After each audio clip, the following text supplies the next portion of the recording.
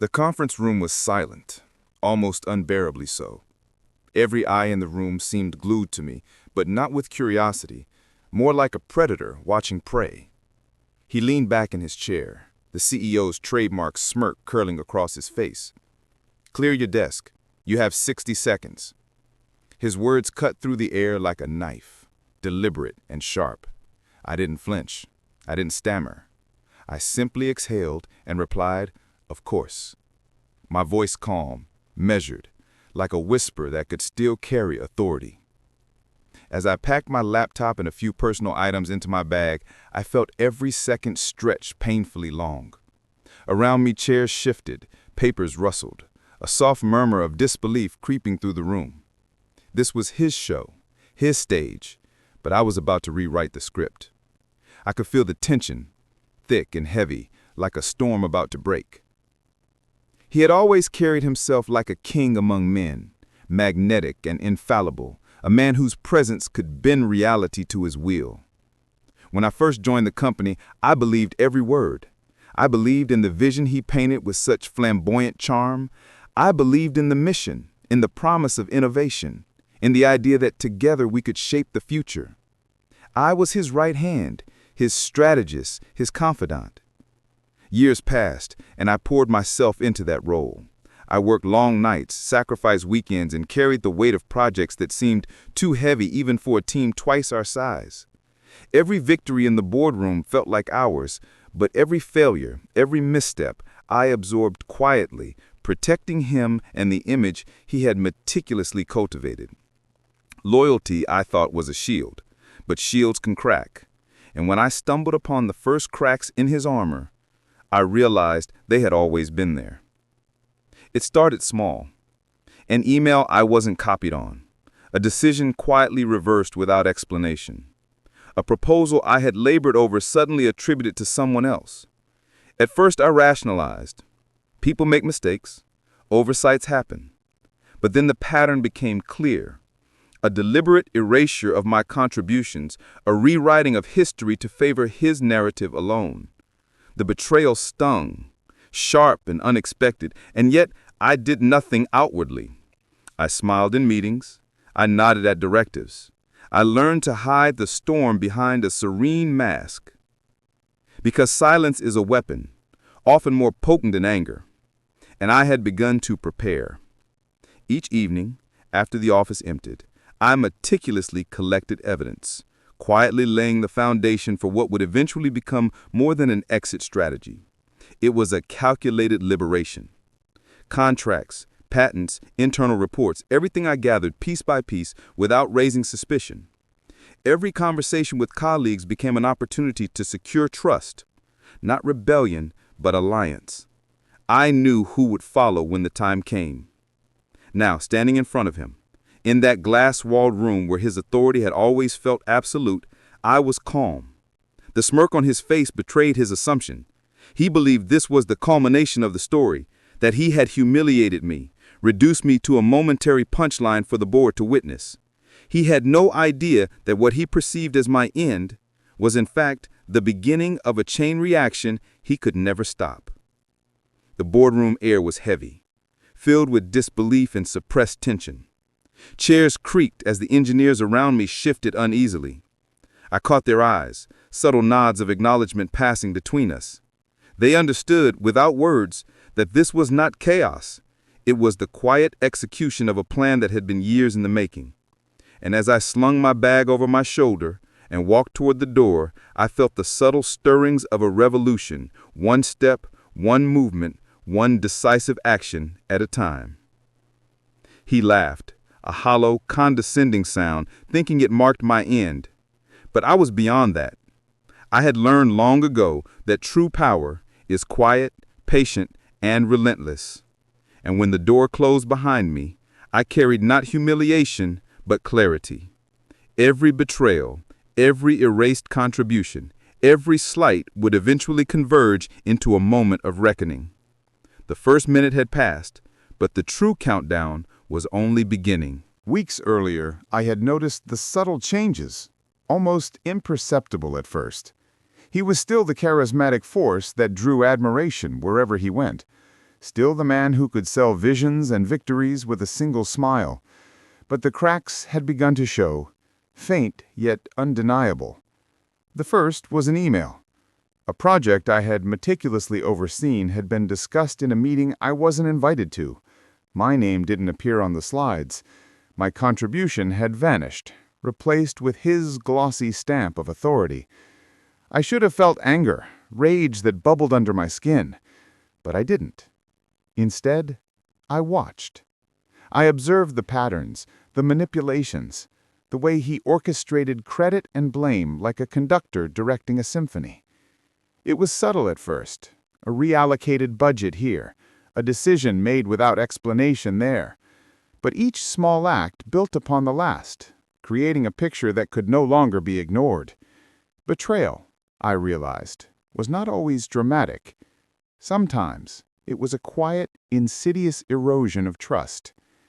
And yet the irony wasn't lost on me. The same qualities that made him powerful, vision, charm, influence, were now the very tools of his undoing. He underestimated patience. He undervalued loyalty when it wasn't convenient. He never considered that someone could play the long game, bide their time while gathering proof, alliances, and strength.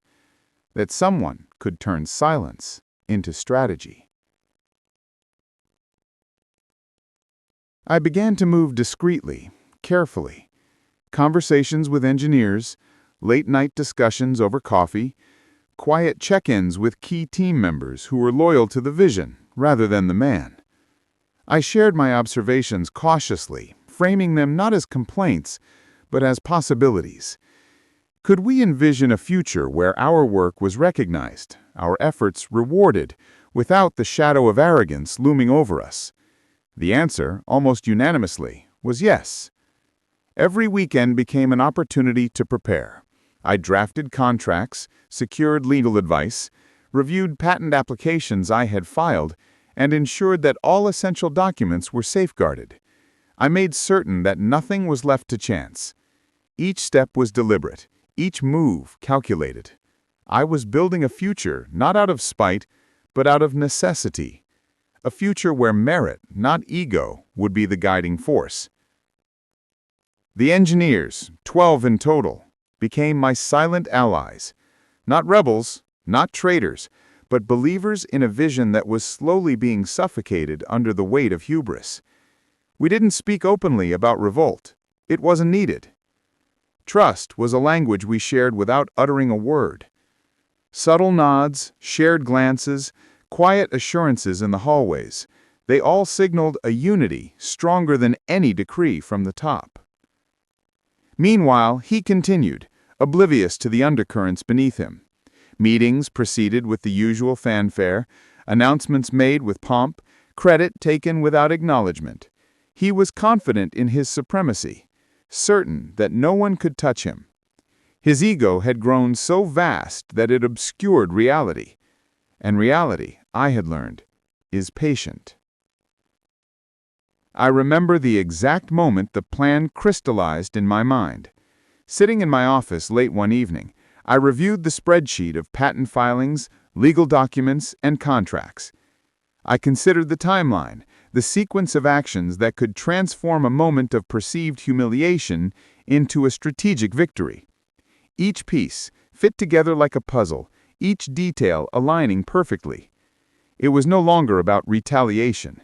It was about reclaiming what had always belonged to the team, to innovation, to integrity. By the time the day of confrontation arrived, I was ready. Every document, every engineer, every critical resource had been quietly aligned to support the transition. What he would see as chaos, I had orchestrated as precision. He believed the power was his, that his authority was unassailable. But the first cracks I had noticed weeks ago had widened into a chasm he could not bridge. And so the countdown began, not the 60 seconds he had given me in that fateful boardroom, but years of preparation, culminating in a single, irreversible moment. The storm was approaching, silent, yet unstoppable. And the winds carried with them the whispers of inevitability. The morning sunlight spilled across the glass walls of the office, but inside, the atmosphere was far from bright. I walked down the familiar hallway, laptop bag slung over my shoulder, eyes fixed on the floor, as if my thoughts were tangible objects I could pick up. Every step I took was measured, deliberate. Today wasn't just another day. It was the day the careful groundwork would begin to show its first ripple. The engineers were already in position, scattered across cuticles and workstations, faces calm, almost serene. They had been my silent allies for months, aware of the imbalance, aware of the subtle erosion of integrity in the company. No whispered complaints, no dramatic gestures, just quiet, unwavering readiness. Each one understood their role without being told. Trust had been built, quietly, deliberately, in conversations over coffee, in shared late nights, in small but consistent demonstrations of respect. He appeared shortly after, walking in with his usual air of certainty. Charismatic, confident, the kind of presence that could silence a room without a word. He smiled, but I noticed the slight tension in his shoulders, a barely perceptible hint that perhaps not everything was under his control. Or perhaps it was just wishful thinking. To him, I was just another employee, a minor inconvenience in the grand theater of his empire. I went to my desk, placed my laptop down, and opened a folder. The documents inside were unassuming at first glance. Contracts, agreements, signed resignation letters from engineers, copies of internal patents, project plans, all meticulously organized. What seemed ordinary to an outsider was in fact a carefully constructed web. Every piece aligned perfectly to support the transition that had been years in the making. Then the subtle signals began. Engineers started closing laptops, gathering quietly, nodding at one another, eyes meeting mine in silent affirmation. No chaos, no shouting, just the graceful, almost imperceptible choreography of a revolution. By the time the CEO turned his gaze back to me, the reality of the situation was beginning to dawn, though he didn't yet fully comprehend the depth of it. I stood, closing my laptop with a calm that belied the storm beneath. "Thank you for the opportunity," I said softly, a smile touching the corners of my mouth. His eyes narrowed slightly, disbelief flickering across his features. Then, without further pause, I lifted my bag and walked toward the door. Behind me, the first engineer rose, followed by another, then another. 12 in total, moving with a quiet precision that spoke louder than words ever could. Chairs scraped softly against the polished floor, a subtle drumbeat of inevitability. As we filed out, the room seemed to shrink around him, the glass walls amplifying his growing panic. He laughed initially, a hollow, mocking sound, certain this was a temporary spectacle that his authority would soon be restored. But laughter can only mask insecurity for so long. When the legal director glanced through the neatly arranged documents I had left behind, her face paled. One by one she discovered the contracts, the signed whistleblower report, the patents, all carefully timed to activate the moment I exited. The irony wasn't lost on me. He believed that dismissing me publicly would be the pinnacle of control. In truth, it was the final piece of the puzzle, the trigger for the silent revolution that had been patiently waiting for this exact moment. By the time he realized what had happened, the foundation of his authority had already shifted irrevocably. Outside the glass doors, I paused for a moment. The engineers at my side weren't just colleagues, they were architects of a new beginning. Each one had played a part in building not only a company, but a future that belonged to those who valued merit over ego, strategy over theatrics. For the first time in years, I felt the exhilarating calm of control, not over someone else, but over destiny itself. I didn't shout. I didn't dramatize. I simply walked forward, shoulders straight, head high, carrying the quiet power of preparation, patience, and precision. The first movement of a revolution had begun, and there was no turning back. By the time the office settled into the usual mid-morning rhythm, the atmosphere had already shifted. What once felt like a predictable hierarchy, a machine perfectly calibrated to serve his ego, now hummed with an undercurrent he hadn't noticed. An energy powered by preparation, strategy, and quiet loyalty. The engineers weren't just following me. They were the lifeblood of every project, every idea, every innovation that had kept the company afloat. And for the first time, the CEO realized he was facing not disruption, but defection. It started subtly. A missed deadline here, a delayed response there, small anomalies that to an outsider would seem trivial. But to him, these were warnings. He scanned the empty desks and absent faces, his confident grin faltering as he tried to understand the sudden emptiness. 12 chairs, once filled with brilliance he took for granted, now stood vacant. And at the center of it all was me, calm, collected, carrying the weight of months of preparation in my silent smile. The legal director, usually a silent observer, began flipping through the folder I had left behind. Every contract, every signed resignation, every patent and shareholder report was laid out with surgical precision. She looked up at him, pale and incredulous, and uttered the words that would mark the beginning of his unraveling. "Call a lawyer, now." For the first time, authority met reality, and reality, as it often does, was merciless. Meanwhile, I felt no rush, no euphoria that might cloud judgment. Patience had been my ally, strategy my guide. The storm had begun, yes, but I didn't need to witness its full force. I had already anticipated each wave, calculated each shift, ensured that every element was ready to support the inevitable outcome. This wasn't revenge served hot.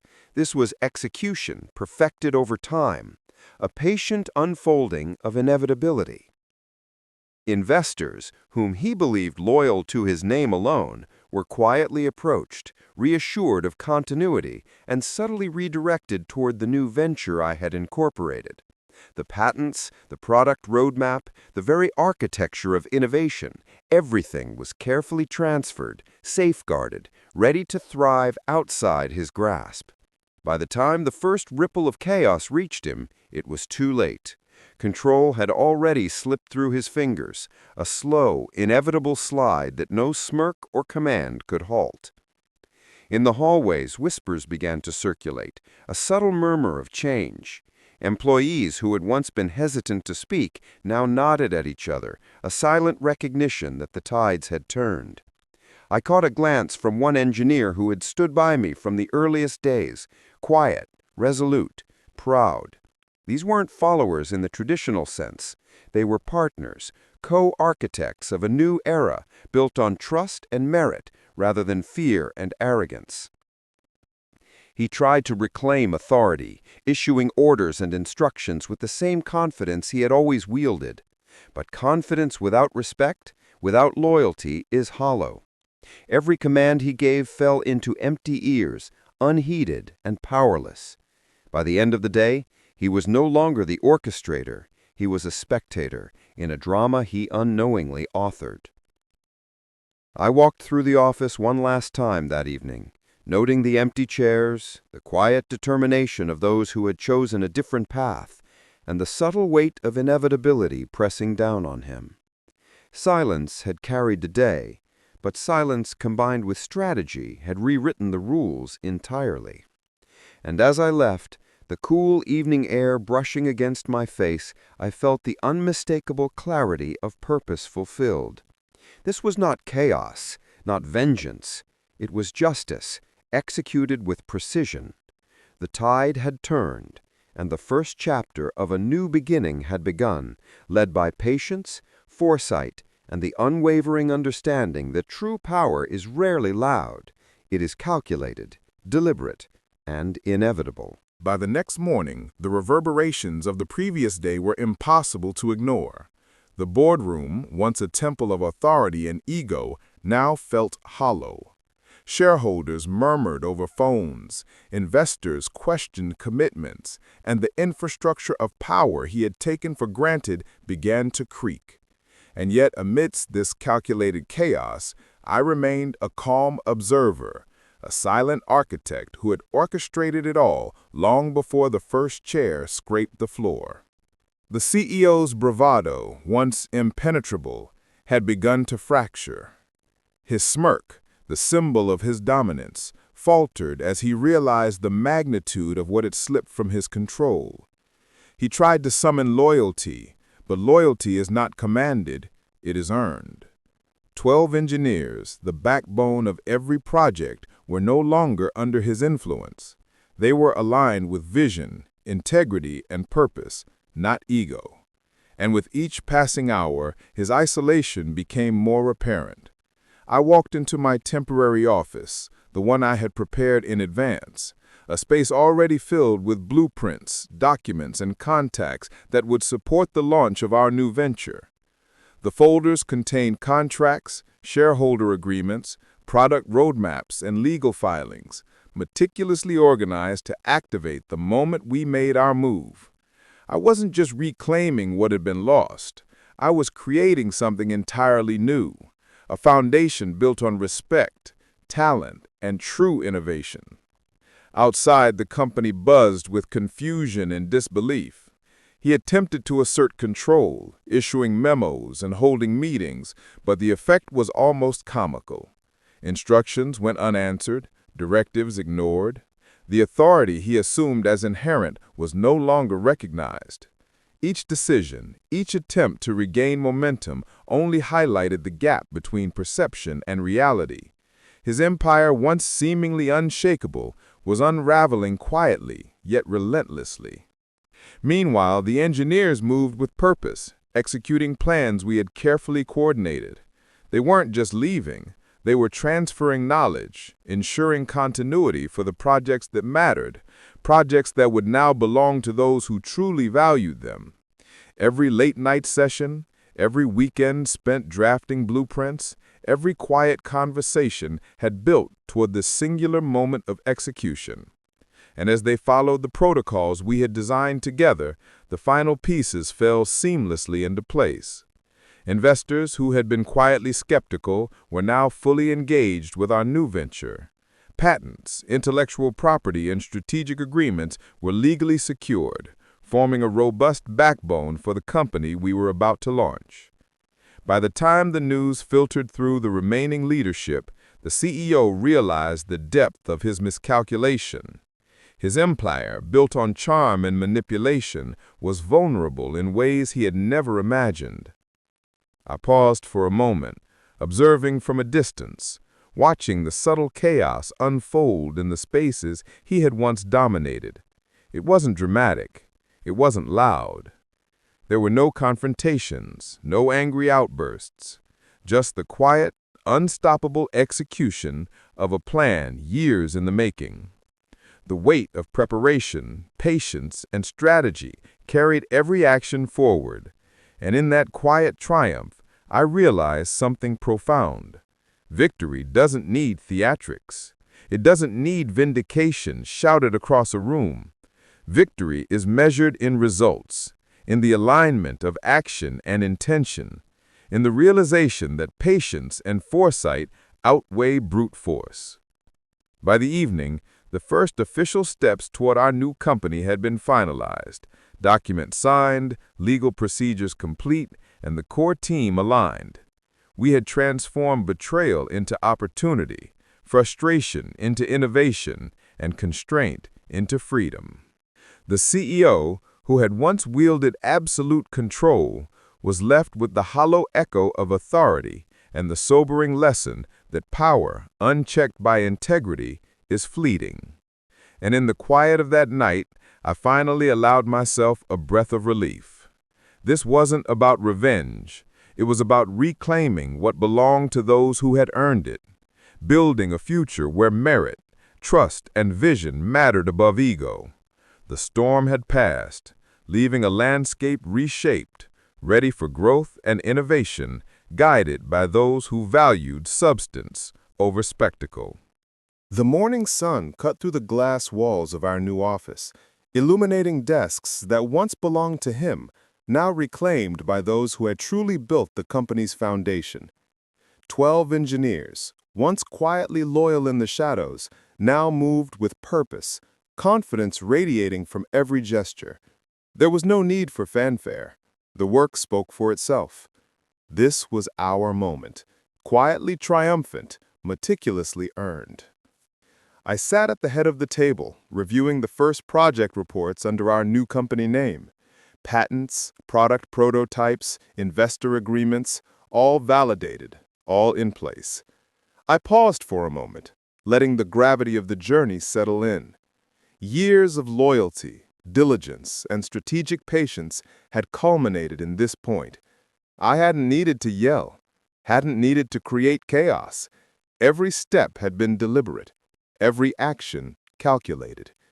In being patient, I had ensured our victory was absolute. News of the CEO's missteps had spread. Shareholders were alarmed, investors skeptical, and the legal department overwhelmed by the carefully orchestrated evidence left behind. But I didn't gloat. There was no pleasure in watching his empire crumble. The satisfaction came from the quiet acknowledgement that justice, executed thoughtfully, had been served. Power, unchecked by integrity, is fleeting, and he had learned that lesson too late. I reflected on the path that had led me here, the early warning signs, the small betrayals, the carefully collected documents, and the quiet alliances. It all felt like a lifetime ago. I had turned every obstacle into an opportunity, every betrayal into a stepping stone, and every doubt into fuel for the plan I had quietly perfected. It wasn't revenge. It was reclamation. It wasn't about him. It was about reclaiming the future that had always belonged to those who had built it with integrity. The engineers looked up from their workstations as I rose, nodding with a subtle acknowledgement of our shared triumph. They had trusted me, followed me, and contributed in ways that made this moment possible. Each one of them was a pillar of this new venture, and their quiet loyalty had been the real force behind the success. They had been the shadows that followed, the unseen support that no arrogance could erase.